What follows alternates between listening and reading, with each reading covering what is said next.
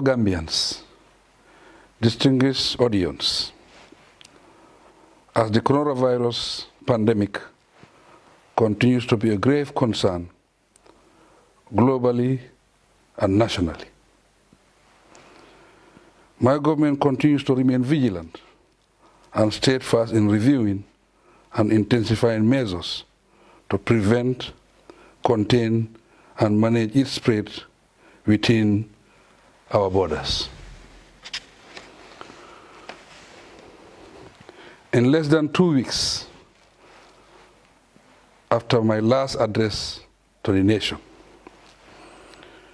the situation in the country has changed.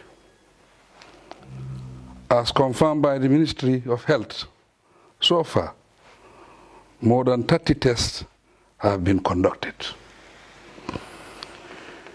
3 have been positive, and 1 is still inconclusive.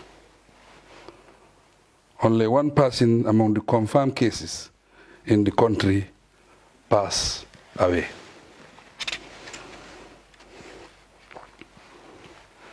With regards to the unfortunate incident of the people who absconded, almost half of them have been traced.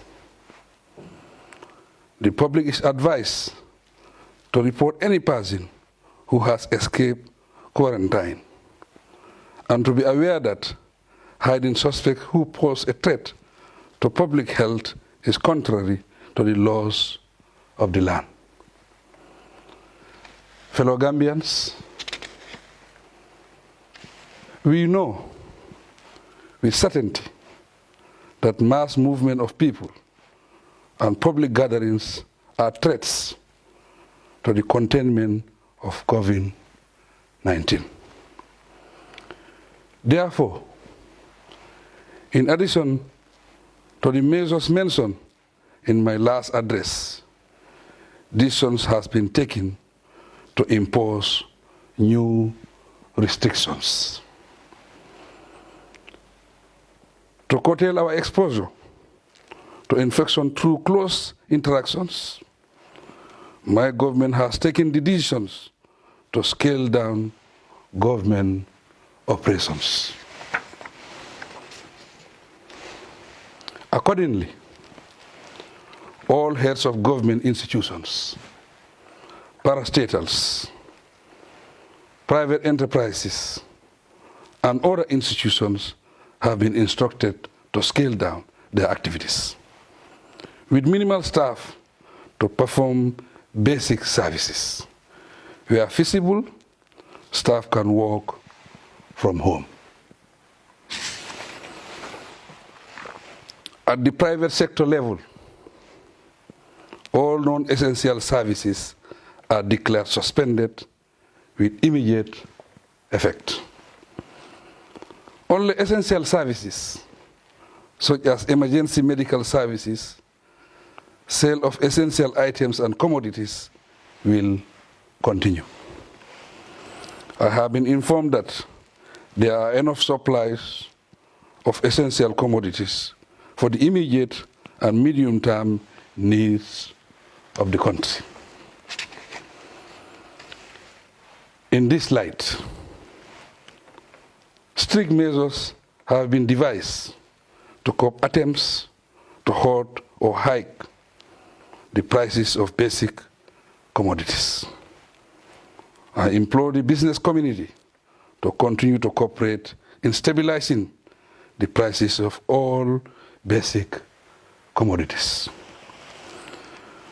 Gambians and all residents in the Gambia must understand that business is not as usual.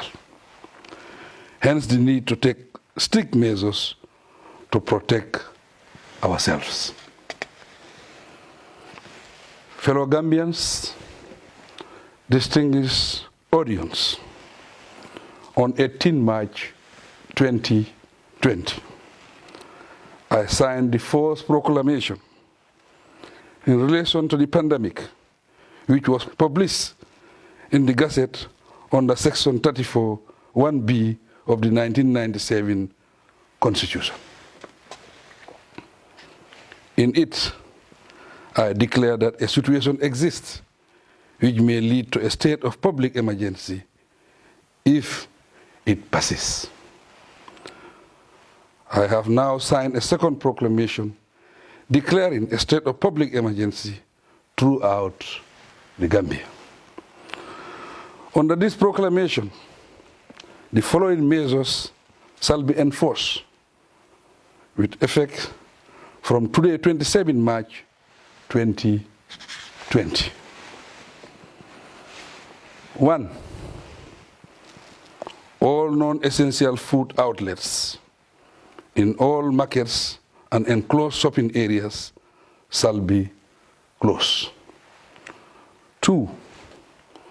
All non-essential public places, such as bars, cafeterias, cinemas, video clubs, gymnasiums, museums, nightclubs, public swimming pools, event halls, casinos, gaming parlors, and sporting venues shall be closed. 3. All public places of worship shall be closed. The number of people attending any social gathering, such as weddings, naming ceremonies, and funerals, shall be restricted to a maximum of 10 people.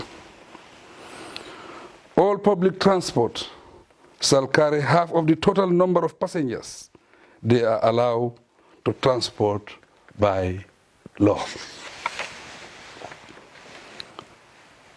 In invoking the powers invested in me as president under the Emergency Powers Act of the laws of the Gambia, this is one of a series of regulations I have signed, starting with the freezing of prices of all essential commodities to prevent any form of hoarding. Already, an essential commodities committee has been set up to monitor and enforce these regulations. In this regard, I appeal to the goodwill of the business community to respect these measures for the general welfare of our people. Notwithstanding the restrictions, the general public is reassured that essential services will continue. These include services provided by banks, petrol stations, traders and vendors in food and basic commodities, in the markets, supermarkets, and corner shops. However, this must be done in accordance with the WHO recommended social distancing guidelines. Fellow Gambians, my government has approved a $500 million emergency fund, which the Ministries of Health and Finance will work on for disbursement and use to fight COVID-19 menace. I seize this occasion to specifically thank the private sector, as well as all philanthropists and individuals for their financial support.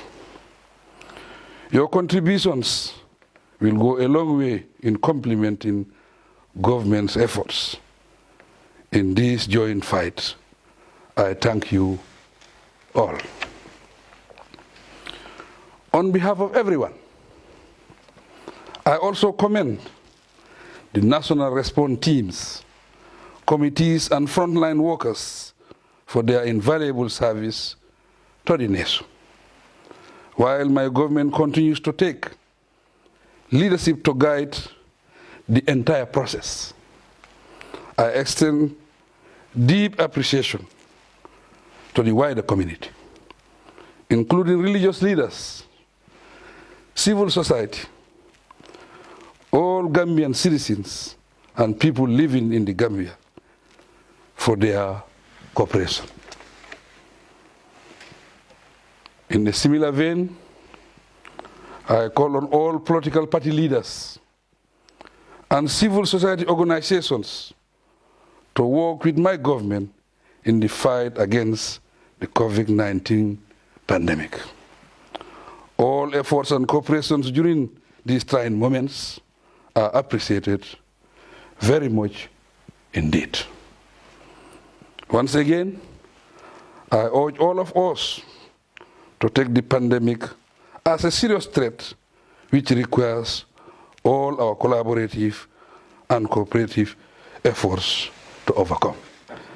Let us cooperate fully with the health and security authorities so that measures adopted to stop the spread of the coronavirus can be effective.